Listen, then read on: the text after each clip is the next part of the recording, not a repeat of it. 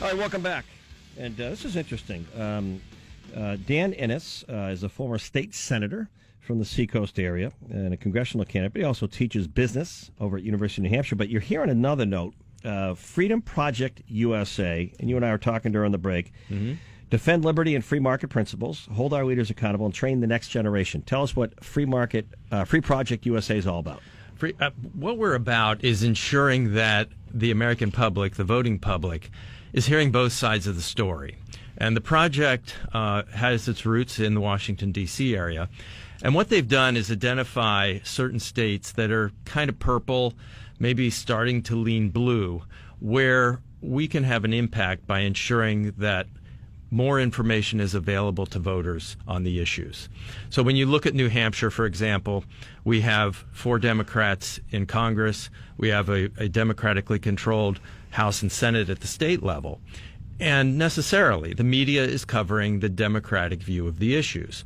Our job is to ensure that the Republican view of the issues also gets press, so the public can make decisions, informed decisions, about where they ought to go when they walk into the voting booth. So conservative-based or backed organization. Yes, indeed. Now, let me play devil's advocate, because I pointed this out for years. We just had Bill Weld, former Massachusetts governor, in the seat you're in now, running for president to challenge President Trump. And I said, New Hampshire, unfortunately, however you look at it, depends. Again, everything's so divided these days, is almost becoming like Massachusetts. You have a Democratic House, Democratic Senate, and a Republican governor like Charlie Baker down there.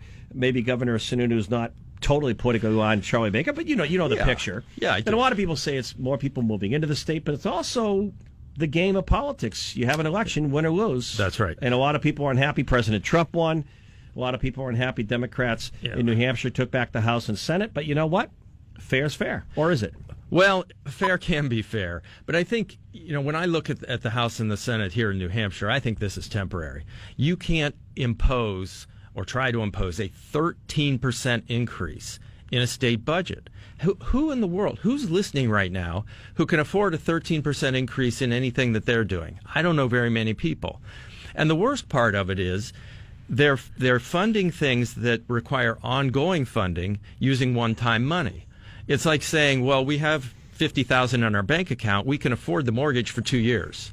We'll worry about year 3 when year 3 comes. And that's what they've done to the budget. And that is fiscally irresponsible. It makes my blood boil. And that's what the organization wants to point out and ensure that we can keep it from happening. Well, I want to hear how the organization is going to get the word out. But you were involved in the finance stuff when you were in the state Senate. Some would say in the last budget you played an instrumental role. So I was going to ask you where it goes. But let me ask you this, too. As someone who's a Republican and run for state Senate and Congress, just being fair here, it seems that the Republican state party, I don't know if the business act is together as much as the Democratic state party. I mean, you look at Ray Buckley, you look at Senator Shaheen, the incumbent senior senator. She's running for re-election, raising money. As you point out, the federal delegation's Democrat. The Democrats seem to have their act together. Yeah, I think that's a good point, Jack. And let me say, one of the objectives of this group is to ensure that the Democratic Party, and Ray Buckley in particular, are forced to pay attention to the issues and not just talk about feelings. And the Democratic Party has a tendency to try to make people feel good, regardless of the cost, regardless of the long-term impact on our economy. I would agree with you that the Democratic Party is probably better organized in our state. We will be a tool that the Republican Party in our state can rely on to help get the message out about our position and our policies. How are you going to do that? I mean, you're interviewing today. A lot of people hear about it for the first time. Right. But how are you going to operate to get the word out if you feel that people aren't getting all the information because of the majority, which is not Republican other than Governor? I mean, let's be honest. Governor Chris Sununu is really the only Republican standing. Thank goodness he's there and could stop this budget. It'll be an evolutionary effort over the next few months. We're building the organization. I've got to do some fundraising, but we'll do the occasional press release. We'll do press conferences when big things happen and draw attention to what the Democrats are doing.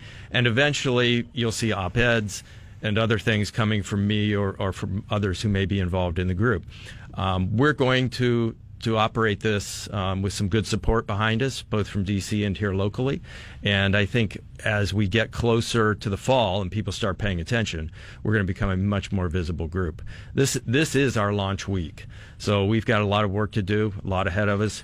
But it's important work because we've got to get people thinking about the issues and thinking about the other side of the issues. And the media is not doing that. They're not going to do it for us. So it's up to us to get it done, and that's why I'm sitting here today. Thank you, Dan Innis. Before I let you go, you look at the budget as a former person who had a hand in crafting a budget for the state as a senator. Where do you see this going? Do you see a continuing resolution? Does this go to the fall? Does it set the stage for a gubernatorial election? Where do you see this current budget impasse going? Well, I think a continuing resolution would be ideal. We'll just do that for 2 years. Then we don't get the 13% increase, right? I think there's going to be a little bit of a battle. There'll probably be give and take. There'll be an increase in the budget beyond what I would like to see. But sometimes that's the nature of politics. I do believe come next election cycle, the people of New Hampshire are going to really react to what the Democrats have done with the budget. This is not who we are, and that's going to play out in the polls.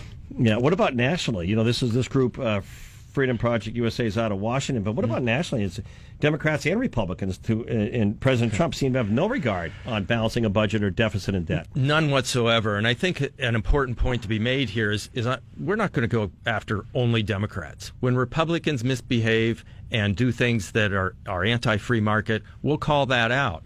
And I have to say, the recent budget agreement, to me, is an embarrassment. When I read about it, I was shocked. And you're right. You're talking nationally. Yeah, nationally. Nobody's paying attention to the deficit and the debt right now. The numbers are so big, people can't get their head around it. What's $21 trillion? Right. I don't know. I can't imagine $21 trillion. But it, when you project this forward and you think about Medicare, Medicaid, Social Security, national defense, we're running out of money. Period. We got to fix this. All right. Looks like the website is freedomprojectusa.com. Yes. We don't have a state website yet. We will within the next few months, and I'm looking forward to getting out there. All right. Thank you very much, Dan Innis, former state senator. Appreciate telling us about this. Thank you, John.